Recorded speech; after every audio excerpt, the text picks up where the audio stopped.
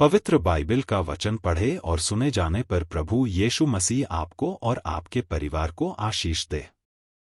पवित्र बाइबल मत्ती की पुस्तक का 9 अध्याय वचन 1 से 38 यह कहता है। वचन 1 फिर वह नाव पर चढ़कर पार गया और अपने नगर में आया। वचन 2 और देखो कई लोग एक झोले के मारे हुए को खाट पर रखकर उसके पास लाए। यीशु ने उनका विश्वास देखकर उस झोले के मारे हुए से कहा, हे पुत्र, ढाढ़स बांध, तेरे पाप क्षमा हुए। वचन 3 और देखो कई शास्त्रियों ने सोचा कि यह तो परमेश्वर की निंदा करता है।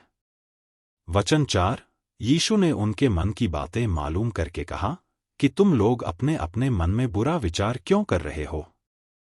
वचन 5 सहज क्या है, यह कहना कि तेरे पाप क्षमा हुए, या यह कहना कि उठ और चल फिर। वचन 6 परंतु इसलिए कि तुम जान लो कि मनुष्य के पुत्र को पृथ्वी पर पाप क्षमा करने का अधिकार है, उसने झोले के मारे हुए से कहा, उठ, अपनी खाट उठा और अपने घर चला जा। वचन 7 वह उठकर अपने घर चला गया। वचन 8 लोग यह देखकर डर गए और परमेश्वर की महिमा करने लगे जिसने मनुष्यों को ऐसा अधिकार दिया है। वचन 9 वहां से आगे बढ़कर यीशु ने मत्ती नाम एक मनुष्य को महसूल की चौकी पर बैठे देखा और उससे कहा, मेरे पीछे हो ले। वह उठकर उसके पीछे हो लिया। वचन 10 और जब वह घर में भोजन करने के लिए बैठा तो बहुतेरे महसूल लेने वाले और पापी आकर यीशु और उसके चेलों के साथ खाने बैठे। वचन 11 यह देखकर फरीसियों ने उसके चेलों से कहा, तुम्हारा गुरु महसूल लेने वालों और पापियों के साथ क्यों खाता है। वचन 12 उसने यह सुनकर उनसे कहा, वैद्य भले चंगों को नहीं परंतु बीमारों को अवश्य है। वचन 13 सो तुम जाकर इसका अर्थ सीख लो कि मैं बलिदान नहीं परंतु दया चाहता हूं, क्योंकि मैं धर्मियों को नहीं परंतु पापियों को बुलाने आया हूं। वचन 14 तब यूहन्ना के चेलों ने उसके पास आकर कहा, क्या कारण है कि हम और फरीसी इतना उपवास करते हैं, पर तेरे चेले उपवास नहीं करते। वचन 15 यीशु ने उनसे कहा, क्या बराती जब तक दूल्हा उनके साथ है शोक कर सकते हैं, पर वे दिन आएंगे कि दूल्हा उनसे अलग किया जाएगा, उस समय वे उपवास करेंगे। वचन 16 कोरे कपड़े का पैबंद पुराने पहिरावन पर कोई नहीं लगाता, क्योंकि वह पैबंद पहिरावन से और कुछ खींच लेता है और वह अधिक फट जाता है। वचन 17 और नया दाखरस पुरानी मशकों में नहीं भरते हैं, क्योंकि ऐसा करने से मशकें फट जाती हैं और दाखरस बह जाता है और मशकें नाश हो जाती हैं, परंतु नया दाखरस नई मशकों में भरते हैं और वह दोनों बची रहती हैं। वचन 18 वह उनसे ये बातें कह ही रहा था कि देखो एक सरदार ने आकर उसे प्रणाम किया और कहा, मेरी पुत्री अभी मरी है, परंतु चलकर अपना हाथ उस पर रख तो वह जीवित हो जाएगी। वचन 19 यीशु उठकर अपने चेलों समेत उसके पीछे हो लिया। वचन 20 और देखो एक स्त्री ने जिसके 12 वर्ष से लोहू बहता था उसके पीछे से आकर उसके वस्त्र के आंचल को छू लिया। वचन 21 क्योंकि वह अपने मन में कहती थी कि यदि मैं उसके वस्त्र ही को छू लूंगी तो चंगी हो जाऊंगी।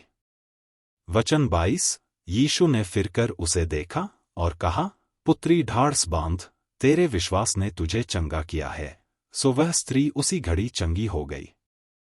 वचन 23 जब यीशु उस सरदार के घर में पहुंचा और बांसुरी बजाने वालों और भीड़ को हुल्लड़ मचाते देखा तब कहा। वचन 24 हट जाओ, लड़की मरी नहीं पर सोती है। इस पर वे उसकी हंसी करने लगे। वचन 25 परंतु जब भीड़ निकाल दी गई तो उसने भीतर जाकर लड़की का हाथ पकड़ा और वह जी उठी। वचन 26 और इस बात की चर्चा उस सारे देश में फैल गई। वचन 27 जब यीशु वहां से आगे बढ़ा तो 2 अंधे उसके पीछे यह पुकारते हुए चले कि हे दाऊद की संतान, हम पर दया कर। वचन 28 जब वह घर में पहुंचा तो वे अंधे उसके पास आए और यीशु ने उनसे कहा, क्या तुम्हें विश्वास है कि मैं यह कर सकता हूं। उन्होंने उससे कहा, हाँ प्रभु। वचन 29 तब उसने उनकी आंखें छूकर कहा, तुम्हारे विश्वास के अनुसार तुम्हारे लिए हो। वचन 30 और उनकी आंखें खुल गई और यीशु ने उन्हें चिताकर कहा, सावधान, कोई इस बात को न जाने। वचन 31 पर उन्होंने निकलकर सारे देश में उसका यश फैला दिया। वचन 32 जब वे बाहर जा रहे थे तो देखो, लोग एक गूंगे को जिसमें दुष्टात्मा थी उसके पास लाए। वचन 33 और जब दुष्टात्मा निकाल दी गई तो गूंगा बोलने लगा, और भीड़ ने अचंभा करके कहा कि इस्राएल में ऐसा कभी नहीं देखा गया। वचन 34 परंतु फरीसियों ने कहा, यह तो दुष्टात्माओं के सरदार की सहायता से दुष्टात्माओं को निकालता है।